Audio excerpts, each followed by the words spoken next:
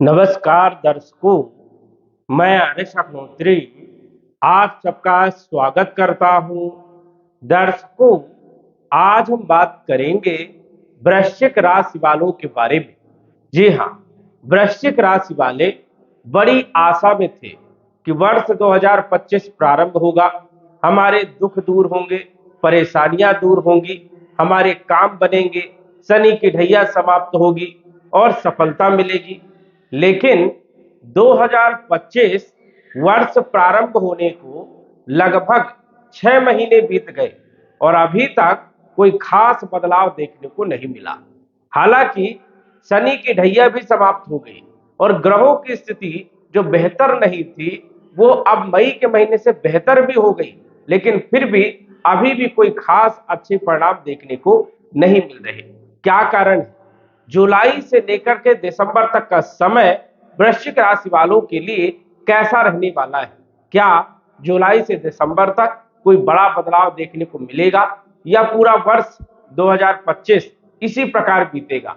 इस वीडियो के माध्यम से विस्तार से जानेंगे और आपके सभी क्षेत्रों के बारे में विस्तृत चर्चा करेंगे। तो आइए जानते हैं। उससे पहले यह समझिए कि यह फलादेश चंद्र राशि पर आधारित है। नाम राशि के आधार पर भी जान सकते हैं और लग्न राशि के आधार पर भी जान सकते हैं। तो आइए जानते हैं। ये जो आप कुंडली देख रहे हैं, जुलाई 2025 की कुंडली है। ग्रहों की स्थिति सौर मंडल में इस प्रकार से है और यदि हम पिछले समय की बात करें, वर्ष 2025 प्रारंभिक स्थिति को यदि हम देखें तो मई तक तो ग्रहों की स्थिति बेहतर नहीं थी, क्योंकि मई के महीने तक पंचम भाव में 5 ग्रहों की युति थी, जिसके कारण कोई खास अच्छे परिणाम देखने को नहीं मिले। यहां पर दोष योग ज्यादा बन रही थी और इसी कारण से परेशानियां कई लोगों की मार्च के महीने से ज्यादा बढ़ी और मई के महीने में जो यहां पर युति 5 ग्रहों की थी वो पूरी तरह समाप्त हो गई, क्योंकि राहु का राशि परिवर्तन हो गया। शनि स्वतंत्र रूप से यहां पर गोचर कर रहे हैं और अन्य जो ग्रह थे शुक्र बुध चंद्रमा, इनका भी राशि परिवर्तन हो गया। अब जुलाई से लेकर के दिसंबर तक ग्रहों की स्थिति कैसी रहेगी, इस पर हम विस्तृत चर्चा करेंगे। सबसे पहले तो हम बात करेंगे मंगल के बारे में, लगन के बारे में और लगन से हम देखते हैं हेल्थ के बारे में। स्वास्थ्य कैसा रहने वाला है? पिछले समय से मंगल की स्थिति ज्यादा बेहतर नहीं थी, क्योंकि यदि हम मंगल की बात करें तो 2024 से ही मंगल कर्क राशि में जो है गोचर कर रहे थे, नीच राशि में, और कुछ समय तक जो है मिथुन राशि में भी रहे और कर्क राशि में रहे। इसी प्रकार से मंगल कर्क और मिथुन राशि में गोचर किए। अप्रैल के महीने से यदि हम बात करें तो 3 अप्रैल से लेकर के 7 जून तक मंगल कर्क राशि में नीच राशि में गोचर कर रहे थे, जो कि अच्छे परिणाम बिल्कुल भी नहीं देते हैं, नुकसान करने का काम करते हैं। देखने को मिला कि वृश्चिक राशि वालों के लिए स्वास्थ्य को लेकर के कई लोग परेशान थे, हेल्थ अच्छी नहीं थी, काम करने का मन नहीं लग रहा था, जहां पर हम काम करने जा रहे थे असफलता मिल रही थी, काम बन नहीं रहे थे, बनते बनते बिगड़ जा रहे थे। कई लोगों की नौकरी में दिक्कत आई, कई लोगों के व्यापार में दिक्कत आई, मानसिक टेंशन भी बना हुआ था। लेकिन 7 जून को मंगल दसम भाव में मित्र के घर में सिंह राशि में आ गए और यहां पर केतु के साथ जो है गोचर कर रहे हैं। अब यहां पर भी मंगल जो है स्वतंत्र रूप से अच्छे परिणाम तो नहीं दे पाएंगे, लेकिन केंद्र का भाव है, मित्र का घर है और केतु भी मंगल के फल देने का काम करते हैं। इस कारण से मंगल के कई सारे अच्छे परिणाम भी देखने को मिलेंगे, लेकिन केतु कुछ क्षेत्रों पर बाधा भी उत्पन्न करने का काम करेगा। जैसे मंगल अपना काम करने का काम करेंगे, वैसे हेल्थ के लिए देखा जाए तो स्थिति बेहतर रहेगी, स्वास्थ्य अच्छा रहेगा, कॉन्फिडेंस भी बहुत अच्छा रहेगा, लेकिन थोड़ा सा जोश ज्यादा रहेगा, जुनून जो है ज्यादा रहने वाला है और जल्दीबाजी आप जो है करने वाले, क्योंकि केतु जब बैठता है मंगल के साथ तो थोड़ा सा अग्रेसिव कर देता है और इसी कारण से कई बार जो है अपने द्वारा जो है काम खराब हो जाता है। तो यहां पर थोड़ा सा पेशेंस जो है वो आप खो सकते हैं। यहां पर पेशेंस से यदि आप काम करेंगे तो सफलता आपको जरूर मिलने वाली है। मंगल दसम भाव में दिग्बली माने जाते हैं, एक्स्ट्रा पावर जो है मंगल को यहां पर मिलती है और मंगल का गोचर यहां पर बहुत अच्छा माना जाता है। प्रॉब्लम यहां पर सिर्फ यही है कि ये अग्रेसिव केतु कर देता है, और अन्य क्षेत्रों में मंगल यहाँ पर बहुत अच्छे परिणाम देने वाले हैं। जैसे कैरियर को लेकर के यदि कोई भी समस्या आपकी चल रही थी, निजात आपको मिलेगी। यहाँ पर कैरियर के लिए बेस्ट ऑप्शन रहने वाला है। मंगल आपकी कुंडली में लगन के मालिक तो है ही, साथ ही साथ छठे भाव के मालिक है, और जब भी छठे भाव का मालिक दसम भाव में गोचर करे, छठे का संबंध दसम से हो जाए, तो नौकरी के लिए सबसे बढ़िया समय माना जाता है। अब जिन लोगों की नौकरी नहीं थी या नौकरी छूट गई थी, उन लोगों के लिए यह समय बेहतर रहने वाला है। थोड़ा सा यहां पर आपको ध्यान रखना है कि केतु हल्की फुल्की बाधाएं उत्पन्न करेगा, लेकिन एक बार में यदि आपको सफलता नहीं मिलती है तो दूसरे या तीसरे बार में सफलता आपको जरूर मिलेगी। थोड़ा केतु ही बाधा उत्पन्न करने का काम करेगा, वो भी 10 से 15%, 20%, इससे ज्यादा नहीं। तो नौकरी वालों के लिए स्थिति तो बेहतर होगी। यदि ऑफिस में माहौल खराब चल रहा था या मनमुटाव जैसी स्थिति बनी हुई थी, पीठ पीछे बुराइयां चल रही थी, वो स्थिति अब बेहतर होगी। या आपके शत्रु आपको परेशान कर रहे थे, वो भी स्थितियां अब आपकी सुधरेगी। कोर्ट केस में यदि कोई भी ऐसा मामला था जिसमें फैसला नहीं हो पा रहा था, उन लोगों के लिए भी ये समय बेहतर रहने वाला है। तो मंगल जो है कहीं ना कहीं आपको अच्छे परिणाम देने का काम करेगा। दसम भाव में मंगल कोई ना कोई अच्छा काम करवाता है, नौकरी में प्रमोशन देने का काम करता है। यदि आप पहले से नौकरी में है या स्थिति आपकी ठीक नहीं थी, स्थिति को बेहतर करेगा, प्रमोशन देने का भी काम करेगा, और आपके कार्य क्षेत्र पर अच्छा प्रभाव डालने का काम करेगा। वही देखा जाए तो हेल्थ को बेहतर करने का काम करेगा, क्योंकि अपनी राशि को चौथी दृष्टि से मंगल देखेंगे। वही मंगल की यदि हम बात करें तो सप्तम दृष्टि चौथे भाव में पड़ेगी। भूमि भवन प्रॉपर्टी से जुड़े हुए कार्यों में भी कहीं ना कहीं जो है लाभ देखने को मिलेगा। हालांकि यहाँ पर राहु विराजमान है, और राहु थोड़ा सा विलंब भी करेंगे, लेकिन मंगल आपको सपोर्ट करने का काम करेंगे। अष्टम दृष्टि मंगल की पंचम भाव में पड़ रही है, जो कि शिक्षा के लिए, संतान के लिए और लॉ लाइफ के लिए बेहतर यहाँ पर स्थिति को बनाने का काम करेंगे। तो मंगल जो आपके राशि के मालिक है, जो लग्न के मालिक है, प्रमुख ग्रह है, मंगल की स्थिति बेहतर होने के कारण आपको इन क्षेत्रों पर सफलता मिलेगी जिन क्षेत्रों में हमने बात किया है। मंगल यहां पर रहने वाले हैं, ये समझिए 28 जुलाई तक, और 28 जुलाई को मंगल का राशि परिवर्तन होगा। कन्या राशि में एकादश भाव में मंगल आएंगे और अच्छे परिणाम देने का काम करेंगे, क्योंकि गोचर के हिसाब से मंगल तीसरे भाव में, छठे भाव में और एकादश भाव में, इन तीन ही भाव में सबसे अच्छे परिणाम देने का काम करते हैं। हालांकि केंद्र भाव में भी अच्छे परिणाम देते हैं, जैसे कि लगन भाव में, चौथे भाव में, सप्तम में और दसम भाव में। तो इन चारों भाव में भी अच्छे परिणाम देने का काम मंगल करते हैं। तो मंगल की स्थिति बेहतर है आपके लिए, और कहीं ना कहीं मंगल आपको लाभ देने का काम जरूर करेंगे। वैसे देखा जाए तो मंगल दिसंबर तक आपको अच्छे ही परिणाम देने वाले हैं, स्थिति आपकी बेहतर होगी। बात करें धन के मालिक गुरु के बारे में, गुरु आपके धन के भी मालिक है, साथ ही साथ पंचम भाव के भी मालिक है। अब धन का जो डिपार्टमेंट है वो गुरु के पास है, और गुरु धन के कारक भी है, गुरु विवाह के कारक भी है, गुरु संतान के कारक भी है, और गुरु शिक्षा के कारक भी है।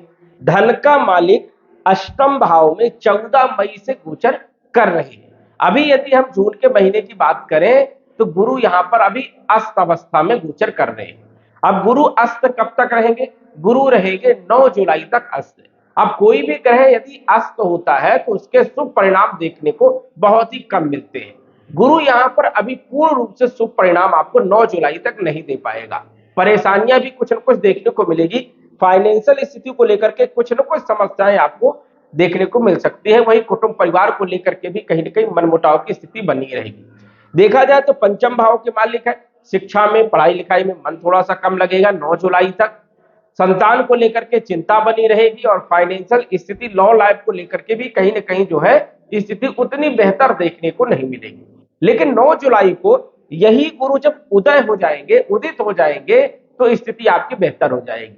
धन की स्थिति बढ़िया होगी, स्थायी संपत्ति में वृद्धि होगी, आय के माध्यम भी बढ़ेंगे, शिक्षा का स्तर बहुत अच्छा रहेगा, लॉ लाइफ में सुधार होगा, और फाइनेंशियल स्थिति, संतान को लेकर के चिंता भी आपकी समाप्त होगी।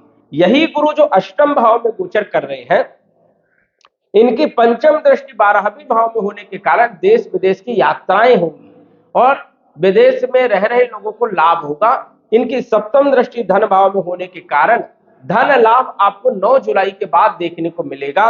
और इनकी नवम दृष्टि की बात करें तो चौथे भाव में पड़ेगी, जो कि भूमि, भवन, प्रॉपर्टी, मकान और वाहन से संबंधित लाभ देखने को मिलेगा। यही गुरु अक्टूबर के महीने में 18 अक्टूबर को राशि परिवर्तन करेंगे, आपके भाग्य भाव में आ जाएंगे, यहां पर जबरदस्त लाभ देने का काम करेंगे, क्योंकि भाग्य भाव में गुरु कारक माने जाते हैं और ये उच्च राशि में गोचर करेंगे। इस कारण से 18 अक्टूबर से लेकर के 5 दिसंबर तक का जो समय है, ये सबसे बढ़िया समय आपके लिए रहने वाला है। धन से जुड़ी हुई समस्या, संतान से जुड़ी हुई समस्या, लव लाइफ से जुड़ी हुई समस्या, कुटुंब परिवार से जुड़ी हुई समस्या आपकी समाप्त होगी और गुरु यहाँ पर बेहतर लाभ देने का काम करते हैं। तो ये स्थिति आपके लिए बेहतर है।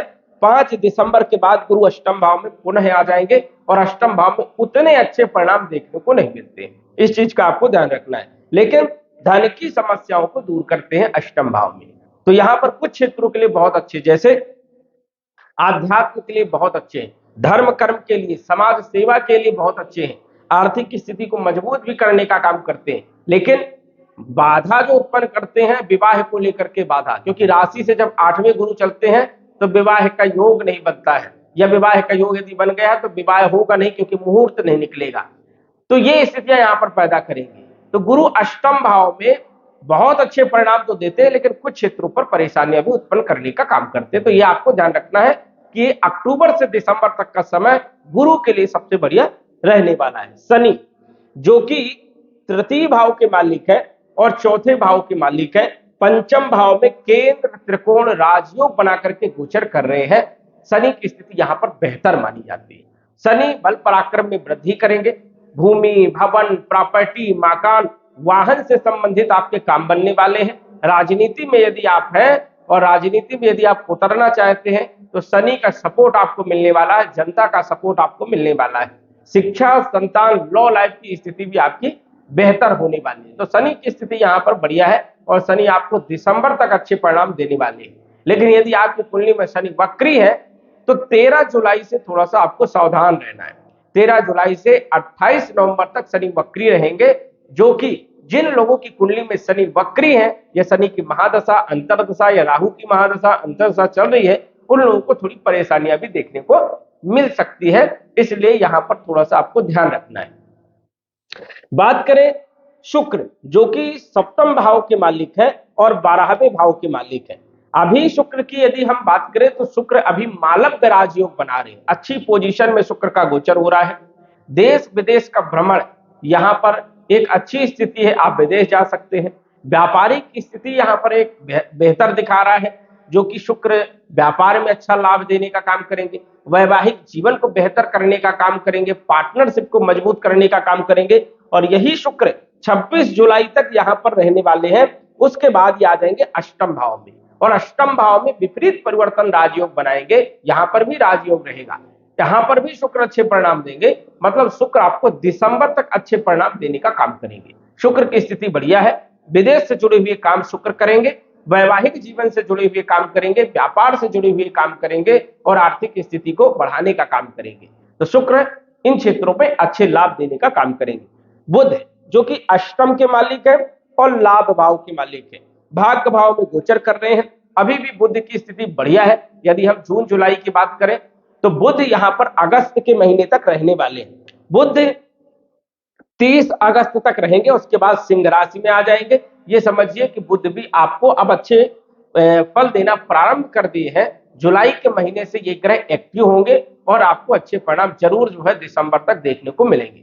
तो बुध लाभ के मालिक है, अष्टम भाव के मालिक है। जो सडल प्रॉब्लम आ रही थी, असफलता मिल रही थी, वो स्थिति अब बेहतर होगी। बुध के बाद यदि हम बात करें सूर्य देव के बारे में, सूर्य की स्थिति अभी बेहतर नहीं है। सूर्य जो कि आपके कैरियर के मालिक है, वैसे मंगल कैरियर के भाव में बैठ करके आपको कहीं ना कहीं अपॉर्चुनिटी देने का काम करेंगे, लेकिन केतु वहां पर बैठे तो एक बार में आपको सफलता नहीं मिलेगी, आपको लगे रहना है। और सूर्य जो कैरियर के मालिक है, दसम भाव के मालिक है, उनकी स्थिति भी अभी बेहतर नहीं है। कब तक बेहतर नहीं है? जुलाई के महीने में 16 जुलाई तक सूर्य की स्थिति आपके लिए बेहतर नहीं है। 16 जुलाई तक कैरियर को लेकर के, नौकरी को लेकर के कुछ ना कुछ चिंता बनी रहेगी। जिन लोगों के पास नौकरी नहीं है उन लोगों के लिए जुलाई के महीने में 16 जुलाई के बाद नौकरी के लिए सबसे बढ़िया ऑप्शन रहेगा, क्योंकि सूर्य आ जाएंगे भाग्य भाव में, और सूर्य भी जो है दिसंबर तक अच्छे परिणाम देने का काम करेंगे। तो जिन लोगों के पास नौकरी नहीं है या प्रमोशन चाहते हैं, सरकारी नौकरी वालों के लिए भी स्थिति बेहतर होने वाली है। 16 जुलाई के बाद सूर्य का अच्छा सपोर्ट आपको मिलने वाला है। दिसंबर तक सूर्य भी आपको अच्छे परिणाम देने का काम करेंगे। इसके बाद हम बात करें राहु, जो कि चौथे भाव में विराजमान है। वैसे तो राहु चौथे भाव में अच्छे नहीं माने जाते, क्योंकि यहां पर एंजाइटी देते हैं, फालतू की चिंता बढ़ा देते हैं, माता के स्वास्थ्य पर बुरा प्रभाव डालने का काम करते हैं, भूमि भवन प्रॉपर्टी से जुड़े हुए कार्यों में कहीं ना कहीं बाधा भी उत्पन्न करते हैं। यहां पर राहु उतने अच्छे नहीं माने जाते, लेकिन शनि के घर में है और शनि अच्छे भाव में गोचर कर रहे हैं। शनि के फल राहु देने का काम करते हैं। इस कारण से शनि के और राहु के दोनों ग्रह के अच्छे परिणाम जरूर देखने को मिलेंगे, लेकिन भय बना रहेगा, डर बना रहेगा और मानसिक टेंशन भी रहेगा छोटी छोटी चीजों में। इस चीज का आपको विशेष तौर पर ध्यान रखना है। वैसे राहु यहाँ पर राजनीति के लिए अच्छा माना जाता है, जनता का अच्छा सपोर्ट भी मिलता है, और राहु यहाँ पर बैठ करके बड़े बड़े सपने देते हैं, बड़ी बड़ी अपॉर्चुनिटी देने का भी काम करते हैं। केतु, दसम भाव में केतु, यदि आप कमीशन वाले क्षेत्र में है, एजेंट का काम करते हैं, या फिर रियल एस्टेट के क्षेत्र में काम करते हैं, ठेकेदारी का काम करते हैं, तो केतु यहाँ पर बहुत सपोर्ट करता है। केतु की स्थिति भी यहाँ पर कैरियर के लिए अच्छी मानी जाती है। कुल मिलाकर के यदि हम ग्रहों की बात करें, तो जुलाई से दिसंबर तक की जो ग्रहों की स्थिति है, ये आपके लिए बेहतर रहने वाली है, और स्थिति बेहतर होगी जुलाई के 9 तारीख से। 9 तारीख से गुरु उदित होंगे, उसके बाद 28 तारीख से मंगल का राशि परिवर्तन आपके लिए बढ़िया रहेगा। 16 जुलाई से सूर्य का बदलाव जो है ये आपके लिए बढ़िया रहने वाला है। तो ये जो ग्रह है ये जुलाई से एक्टिव हो जाएंगे और आपको अच्छे परिणाम देने का काम करने वाले हैं। राहु केतु जो अभी अच्छे परिणाम नहीं दे पा रहे हैं, जुलाई के महीने से ये भी एक्टिव होंगे और अच्छी स्थिति आपकी रहने वाली है।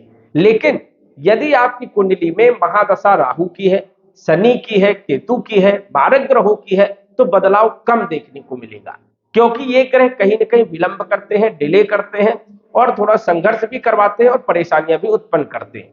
महादशा अंतरदशा का प्रभाव सबसे ज्यादा देखने को मिलता है। इसलिए सटीक जानकारी के लिए आप कुंडली का विश्लेषण करवा सकते हैं और सटीक जानकारी का पता लगवा सकते हैं। यदि महादशा अंतरदशा शुभ ग्रहों की है, योग कारक ग्रहों की है, तो ये बदलाव जरूर देखने को मिलने वाला है। तो दर्शकों, आज बस इतना ही। धन्यवाद।